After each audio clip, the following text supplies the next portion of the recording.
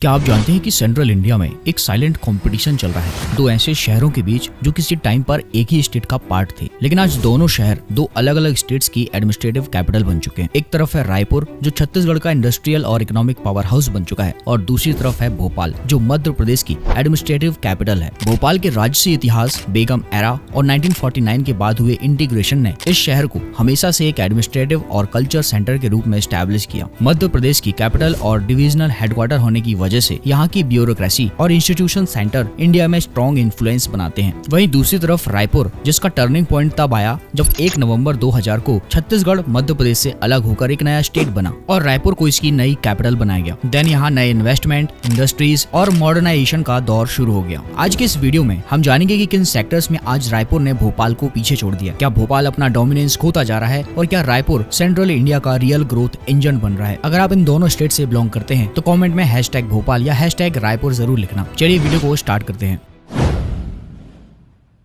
भोपाल का नाम 11वीं सेंचुरी के परमार किंग राजा भोज से जुड़ा हुआ है जिन्होंने भोजताल लेक के किनारे भोजपाल नगर बसाया था। इसके बाद 18वीं सेंचुरी में एक अफगान कमांडर दोस्त मोहम्मद खान ने मॉडर्न भोपाल स्टेट की फाउंडेशन रखी और फिर 19 से 20वीं सेंचुरी में प्रिंसली स्टेट भोपाल में बेगमों का शासन रहा जिन्होंने एडमिनिस्ट्रेशन, आर्किटेक्चर और एजुकेशन में भोपाल को काफी डेवलप किया। 1949 में भोपाल प्रिंसली स्टेट इंडिया में मर्ज हुआ और फिर 1956 में रीऑर्गेनाइजेशन के बाद मध्य प्रदेश की एडमिनिस्ट्रेटिव कैपिटल बना। वहीं रायपुर का इतिहास मौर्य, कलचुरी और मराठा डायनेस्टीज के टाइम से मिलता है। इसे दक्षिण कौशल के नाम से भी जाना जाता था। 18वीं सेंचुरी तक रायपुर एक important agriculture and trading centre था। ब्रिटिश रूल के टाइम से ही रायपुर राइस ट्रेड और हैंडीक्राफ्ट्स का हब था, लेकिन 1 नवंबर 2000 तक रायपुर मध्य प्रदेश का ही पार्ट था। लेकिन छत्तीसगढ़ के फॉर्मेशन के बाद इसे न्यू कैपिटल के रूप में एस्टैब्लिश किया गया और कैपिटल बनने के बाद से ही रायपुर ने रैपिड इंफ्रास्ट्रक्चर और इंडस्ट्रियलाइजेशन देखा और इसलिए आज Raipur steel capital of central India कहलाता है। आज ये शहर स्पंज आयरन,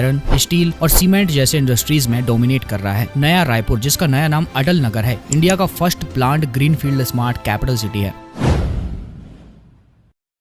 भोपाल और रायपुर दोनों अपने रीजन के सेंट्रल और फर्टाइल एरियाज में सिचुएटेड है, लेकिन उनकी फिजिकल ज्योग्राफी काफी डिफरेंट है। भोपाल जिस टेरेन पर बसा हुआ है वो मालवा प्लेटू का ही पार्ट है जो हिली और लेक्स डोमिनेटेड है, जिसके कारण इसे सिटी ऑफ लेक्स कहा जाता है। यह मध्य प्रदेश के सेंटर में लोकेटेड है जिसके नीचे विंध्याचल रेंज फैली हुई है। वहीं दूसरी तरफ रायपुर एक फ्लैट और एलुवियल प्लेन पर लोकेटेड है और यहाँ से महानदी रिवर फ्लो करती है। रायपुर के नॉर्थ ईस्ट रीजन में हजारीबाग माउंटेन रेंज और छोटा नागपुर का प्लेटू, नॉर्थ वेस्ट में मैकाल माउंटेन रेंज और साउथ में दंडकारण्य प्लेटू लोकेटेड है, जिस वजह से ये पूरा रीजन मिनरल रिच है और इसीलिए रायपुर एक ट्रेडिशनल इंडस्ट्रियल पावर हाउस के रूप में सामने आता है जिसका इकोनॉमिक फाउंडेशन हैवी मैन्युफैक्चरिंग और रिसोर्स प्रोसेसिंग पर बेस्ड है। डेमोग्राफिक्स की बात करें तो एक तरफ भोपाल का एरिया है 2772 स्क्वायर किलोमीटर, जहाँ की 2025 में एस्टिमेटेड पॉपुलेशन 27,75,090 है। यहाँ का सेक्स रेशो 918 और लिटरेसी रेट 80.37% है, जबकि रायपुर का एरिया 2891 स्क्वायर किलोमीटर है और यहाँ 51,22,511 लोग रहते हैं, जिनमें सेक्स रेशो 983 और लिटरेसी रेट लगभग 75.56% है। भोपाल मध्य प्रदेश के मिनरल रिच बेल्ट का पार्ट नहीं है। एमपी के ईस्टर्न रीजन जैसे कि बालाघाट, सिंगरौली, कटनी, पन्ना और जबलपुर में ही ज्यादा मिनरल्स डिपॉजिट हैं, जहां से कॉपर, मैग्नीज, कोल और डायमंड जैसे इंपॉर्टेंट मिनरल्स मिलते हैं। लेकिन भोपाल इस बेल्ट से काफी दूर सिचुएटेड है, जबकि रायपुर एक मिनरल रिच बेल्ट का हिस्सा है जहाँ पर लाइमस्टोन, डोलोमाइट, क्वार्ट्जाइट और ग्रेनाइट जैसे इंपॉर्टेंट मिनरल्स पाए जाते हैं और इस वजह से रायपुर की इंडस्ट्रीज को रॉ मटेरियल इजिली सप्लाई होते रहते हैं। जैसे कि इंडस्ट्रीज को फ्यूल करने के लिए लगने वाला कोल छत्तीसगढ़ के कोरबा से ही सप्लाई होता है। साथ ही रायपुर की कनेक्टिविटी उड़ीसा और झारखंड जैसे स्टेट से भी है जो खनिज के दृष्टि से काफी समृद्ध माने जाते हैं।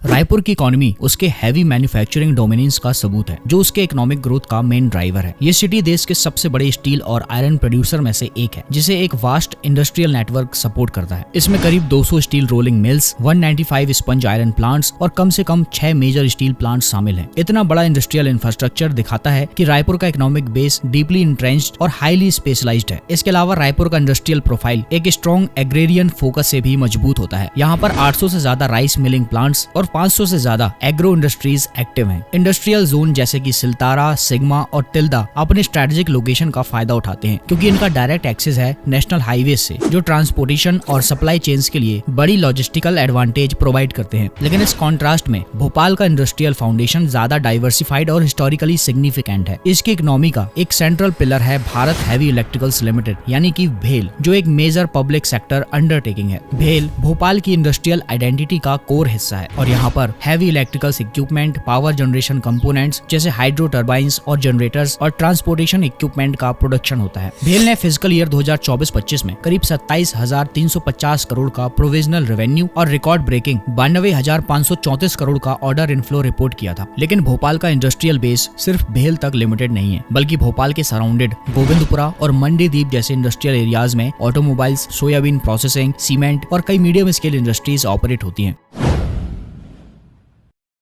अगर इकोनॉमिक डेटा देखें तो दोनों सिटीज के इकोनॉमिक मोमेंटम में काफी डिस्पैरिटी दिखती है। 2023-24 एस्टीमेट के मुताबिक मध्य प्रदेश का जीएसडीपी लगभग 15 लाख करोड़ के आसपास है, जबकि छत्तीसगढ़ का जीएसडीपी करीब 5 लाख करोड़ रुपए प्रोजेक्ट किया गया है। लेकिन सिर्फ स्टेट लेवल जीडीपी देखना थोड़ा मिसलीडिंग हो सकता है, क्योंकि अगर डिस्ट्रिक्ट लेवल पर देखा जाए तो भोपाल का डीडीपी यानी डिस्ट्रिक्ट डोमेस्टिक प्रोडक्ट 56,440 करोड़ रुपए और पर कैपिटा इनकम 1,87,665 रुपए है, जबकि रायपुर का एस्टिमेटेड डीडीपी 68,000 करोड़ रुपए और पर कैपिटा इनकम 1,90,000 से 2,10,000 के बीच होगी और ये एक एस्टिमेटेड डेटा है।